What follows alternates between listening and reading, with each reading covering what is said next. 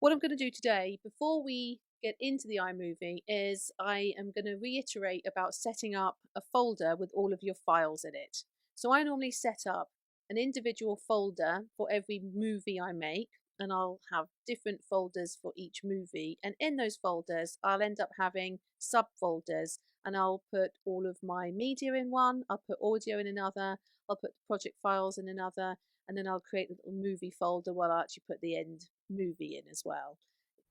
Before you start iMovie, you need to do a couple of things. One of them is to go into music, and you need to import any audio files that you'll be using in your project. If you're doing a digital story like I'm going to show you, then you'll have a voiceover, and that voiceover will need to be imported first of all and then put into iMovie. Okay, so to kick off your new project, you need to click on the plus and start a new project, and then you want to import all your media. And this is where it's really useful to be able to have all of your media into one folder, because when you click, then you can just click on the folder and bring in all the contents of that folder. And then you can go on to audio, and then your files that you put into music will appear there. Okay, so to get your audio into the timeline, I click on the one I want to bring in, so this one here. So I'm just clicking with my mouse button, and then I'm going to drag it into the down here, down below. Now the way I work is I tend to put my audio in first, particularly for digital stories, and then I kind of add video and photographs on top. Now there's a bit of a weirdie going on here. You can put two audio tracks into iMovie. However, the weird thing is that I cannot do it at the same time here. So if I try to pick up my other audio track here, all it wants to do constantly is just remove or replace the audio track that I've already got in there. And I don't want that to happen. So the way in which you do this is you've got to be able to add some media first of all. Now once I add this photograph in here, it doesn't really matter the duration actually, and then I go back into audio and pick up my second audio track, and then again I am just sort of clicking on my mouse button and picking it up and dragging it. I am now able to drag that second track there, and then when I can play, I missed out on was my holiday to Portugal. You can hear the bird song and you can hear the voiceover track. So that's how you put your two audio tracks into iMovie. Some useful settings for you before we start editing. Over here is a slider, and what that does is it magnifies, and you can go in, as you see, you can go into a bit more detail here, and then you can kind of come out again and you see your whole project. That is really useful. So when you change where your position, where you are, so if I leave that there, it will go in to that point and come out. Okay, so wherever your playhead is, and then you can magnify in and out. The other useful part here is if you click on settings,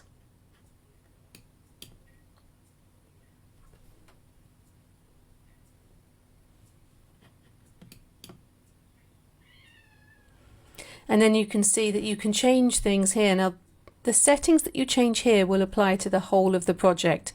We'll go through those in a little bit more detail next time.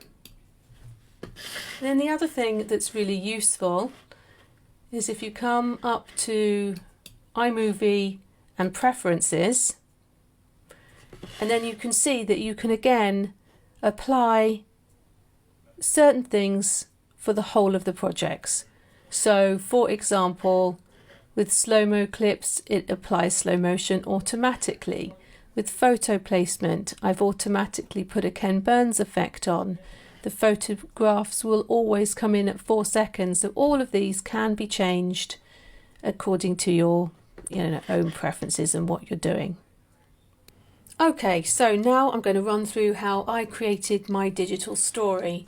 The first thing I start with is a little black start here. It comes in at 4 seconds because that's where I've got my preferences set for, but I'm going to take it down to 3. And the next thing I want to be able to do is add in my first picture. Now my first picture is this one. As you can see, it was photographed in portrait. There you go, let's get them to line up. You'll see when I bring it in, it automatically, again because it's in my preferences, comes in with a Ken Burns effect. I don't want that to happen on this one, so what I'm going to do, I'm going to come up here and I'm going to click on this crop. I'm going to do a crop to fill, and then I'm just going to move that frame so that it just fits everybody in just there. Okay, so I'm going to put on a title. Now the thing about titles with iMovie, again I'm just going to drag it, I'm just going to drag it on top there. Just line it up with the one below. The thing about titles in iMovie is that they are kind of already sort of pre-done for you, and all you really need to do is to change the words. I've forgotten what I'm going to call this now. Oh, missed out, that's right. I'll put a question mark in there. I want to be able to change the colour, so I'm going to click up here and then a little colour wheel comes up. I want to sort of make it look a little bit similar to the background, but it kind of looks a bit sort of sunsetty, something like, I don't know, like that. Lovely. And then I click off here. Okay, now what I can change the size. I can change, there we go, the size of it if I wanted to. 190 is fine. I can change whether or not it lines up onto the left, onto the right. It's sort of justified. I'm going to set it in the middle. But you can't do anything else with it. I can't really move it about as such. It stays as it is. So when I kind of come back here, and this is where, you know, you'll find that you want to be able to refine. So what I don't want to happen is for that to go on to the heads of the people. So I'm just going to go back into the original below, and I'm just going to lift that slightly so that when that title comes in, it just comes in just slightly above. There we go. So that's those two. Now the other thing with iMovie is I tend to work as I go, because I want to be able to line things up, and I can do that as I go. If I start adding in transitions afterwards, then it changes the timing for me. So I do tend to kind of work this way. Now I want to be able to do a cross dissolve into my black there, so that sort of smoothly has a little kind of smooth transition. So the transitions are kind of little animations really between kind of one photograph and another photograph, or one piece of video to another piece of video, and it just kind of helps with the storytelling that goes on in your moving picture. So the next one I wanted to be able to do, go back to my media, and I wanted to be able to have a couple of pictures of holidays in Portugal, but I wanted 2 pictures to line up at the same time. So the way I do that is I put the first picture in by dragging it across, and then I put the second picture in. So again, they both come in as 4 seconds, and I will need to adjust this. So I'll go into video overlay settings just here, and it gives me some choices. So when I go into this one here, I can do a cutaway. So what I want to be able to do is I want to split this screen. This is what this looks like. There we go. There's my split screen. But what I can do is I can move into each picture individually. So April, but then the coronavirus kicked. So with the second picture, I'll go back into the Ken Burns here. What I want to be able to do is to make sure that we can see a bit more of my shadow that kind of I've been doing there. There we go, so we can kind of move into it sort of slightly there. Okie doke. So let's have a look, see what this looks like.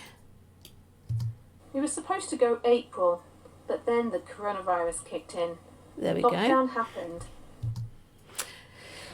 So the next thing is I think I put this one in.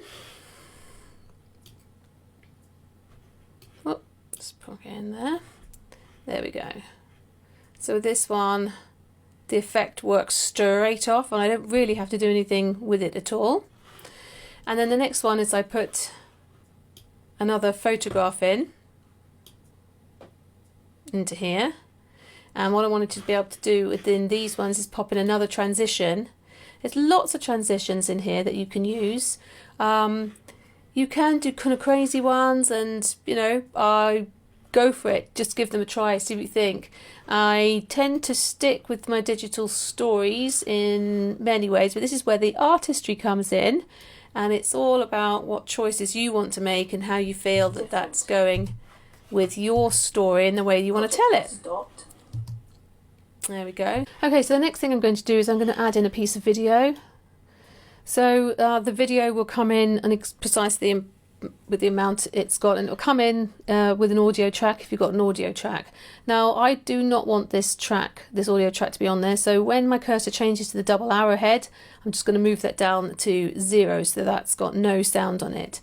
And the other thing I want to be able to do is I want to only bring in a little amount. So what I'm going to do is, there's a few ways in which you can do this.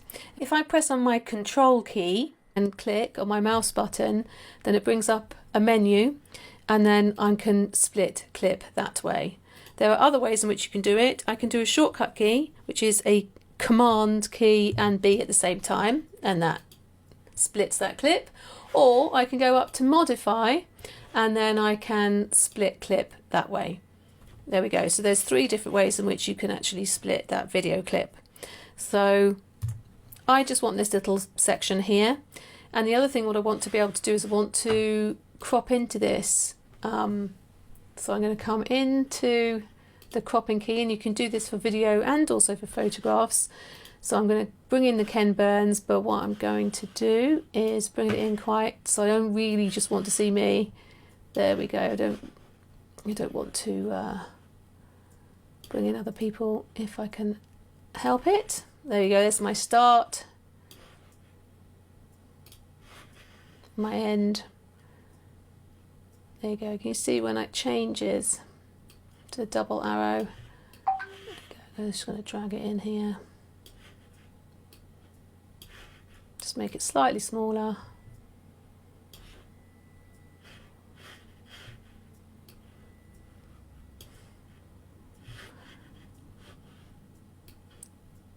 There you go. I won't. There's a lot of refining that you can do when you've got the time, but that is basically the principle. So now, Zoom a lot. My garden grew. My children were educated. There we go. Right, there we go. So I'm just going to make that slightly shorter again. There we go. All kind of. But the other thing I wanted to do on this one is I'm going to bring in a filter on that particular clip. When I click in here, it brings a bunch of filters up. Yeah, I should do it in a second. There we go. Now I'm just going to add a vignette on this. And it just basically shades around the outside. I just think it will just add something else to it. So there we go. So there's all of your clip filters. There's lots of filters to choose from in there. And in the same area, you can also add audio effects as well in the same way. Okay, so the next thing is I wanted to bring in the 2 pictures with these flowers opening. And what I want to be able to do with these 2 is I want to be able to put them side by side again. So even though these are video and not photographs, I can do exactly the same as what I did before. I also want them to be exactly the same duration, so I'll just make sure that the longer one matches. And then I've got to come back up here again, and I've got to choose a split screen. There we go, so they're both coming in here. Now the additional things I'm going to do on this particular one is I want to be able to do some colour enhancements. So I'm going to go on to this colour correction tool here. Okay, so I've highlighted the yellow one at the moment, and then just using the sliders, I'm just going to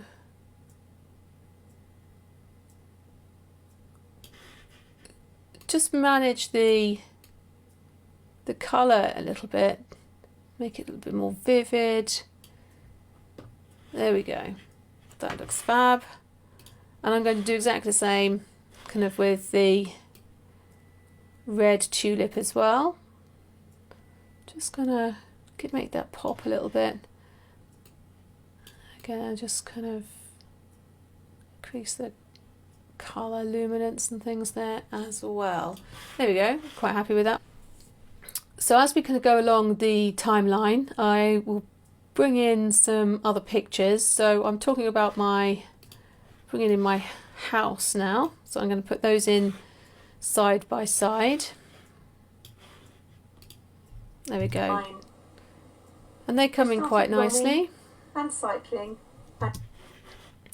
So as we go, obviously, I should be just bringing those in time with my audio.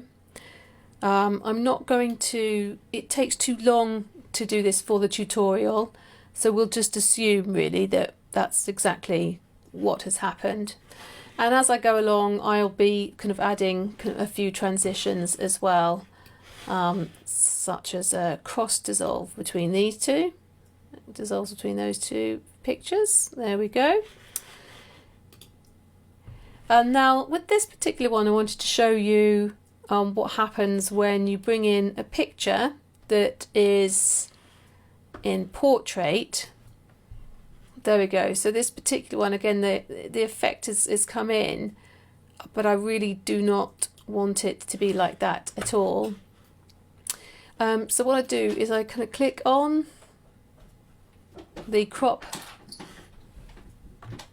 and this time what I'm doing is I'm just using these to rotate this clip clockwise, and then I can sort out my effects with the start and the end. There we go, you can adjust that. Okay, so finally I just wanted to be able to add this last video clip which I've got in my digital story. Now with this one I know that I just want to be able to add a little bit at the end. So I'm just going to bring that right down there. I'm just going to pinch. So I'm doing Command B, which is my split clip. I'm going to remove this bit here. Now with this clip on my digital story, what I've done is I have added a little freeze frame. Now the way I've added it is by doing Control click, and then I've added freeze frame into this here. So let me just magnify into this a little bit. There's my freeze frame there.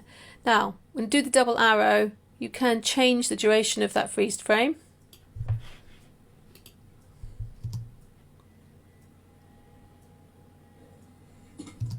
There you go, it's come back. And then in this one here, it gives you the timing as well of it. You can stretch it out. Now.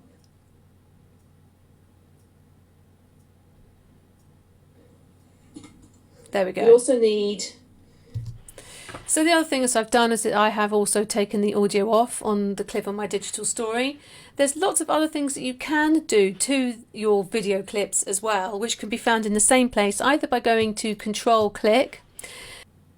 Detaching audio is also very helpful, because then you can work with the audio separately to the video. That's a very handy little place to know that that's there. Now the other place to look for little tricks is up in Modify. So in here I can add this flash and freeze frame. So what that does is this, there's a little flash, and then it freezes it, and then actually adds a can burns effect on it and stuff as well. So your little flash transition, pow, and then yeah, freeze as you get Ken's burns. So when you do that, come up here, and you click on the timing, and then you can change your clip.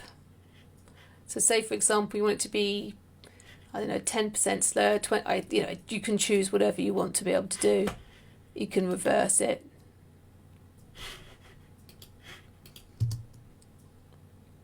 There you go, so a bit of slow-mo.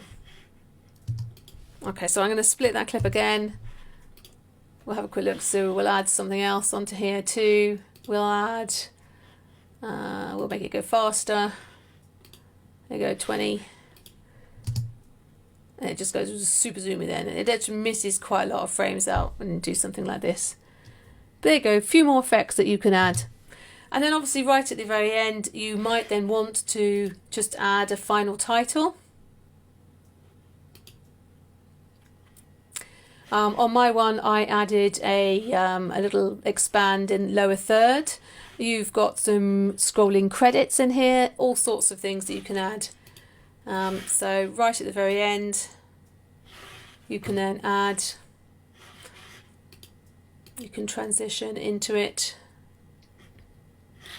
So next thing, file, share, and then YouTube and Facebook, or file, it's the same difference, but you've got a few things. You can change the description, you can change your tag if you want to, and then here is the resolution. So I've popped it to 1080p, which is HD. Your choice is yours. Obviously the larger it is, the bigger the file size. And then next, and then you have the whirly weight icon, and then you have a choice as to where that movie is.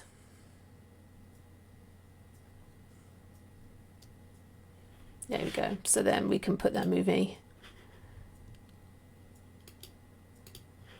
Now I'm going to put it into my folder, my special movie one, save, and we're done.